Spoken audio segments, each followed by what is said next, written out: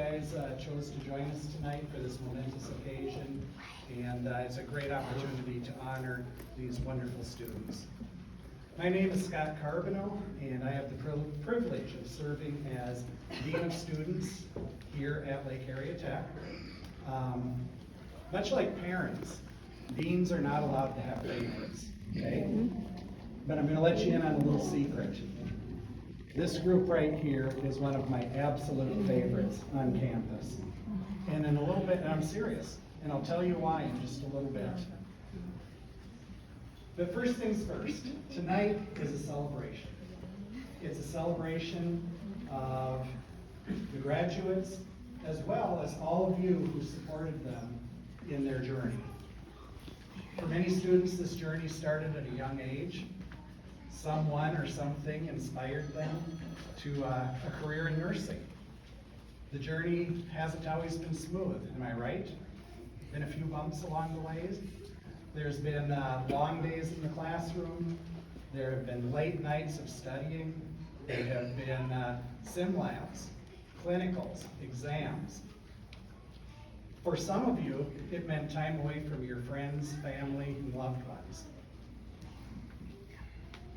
The hard work and the sacrifices have brought you to this very special evening, and I'm incredibly proud of everything you've accomplished. Well done, students. To the friends, family, and faculty, your support has been the foundation for their success. Your encouragement, understanding, and sacrifices have allowed them to pursue their dreams and achieve their goals. We also celebrate all of you for your love and support. So as we pin these graduates tonight, it's going to mark the beginning of a new chapter, one with endless opportunities to make impacts on people's lives. And the really neat thing is many of you may never, ever realize the tremendous impact that you make upon the lives of your patients and the people who surround them. I'd like to share a real short story before I turn the mic over, and it's going to explain why this group is my very favorite on campus. As my wife would attest if she were here, I'm not very handy. Throughout my life, I've met many, many plumbers, electricians, painters, mechanics, you name it. And they've all been really good people. They've been very, very good at their jobs. They've been professional. But I'd be incredibly hard-pressed to come up with their names or even what they look like. That's not the case, however, with a young lady named Nikki, whose impact on me I can still feel today. It's amazing. You see, Nikki, and her name tag said Nicole, had the, I'm going to say, misfortune of being my grandmother's nurse.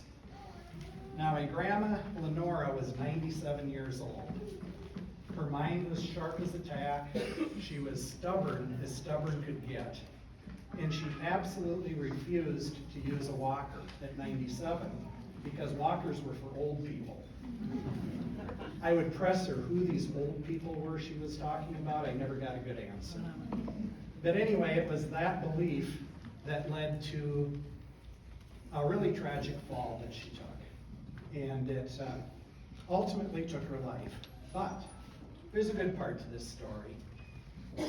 You see, as I sat in that hospital room with her, I would watch as the doctors came in, a whole slug of different ologists, and each of them would come in, they'd look through the charts, they'd do their business, they'd mumble a few words and go on their way.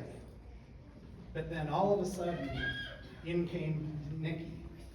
And Nikki was a force to be reckoned with.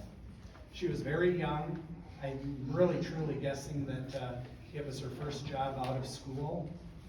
This was in the fall, so she'd probably been working throughout the summer. She looked a lot like a lot of you right here. And Nikki had a real calming demeanor. She was kind, she was pleasant, and she would come into the room and she would check my grandma out. She would look at the vitals. She would maybe check her temperature.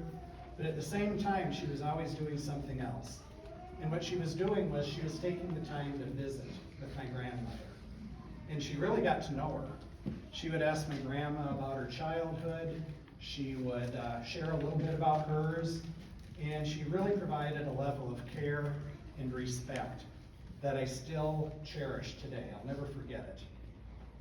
As those days passed, because she was in the hospital for several days, Nikki would come back each day, and slowly she actually earned not only my grandmother's respect, but her friendship, and that was not an easy task with her.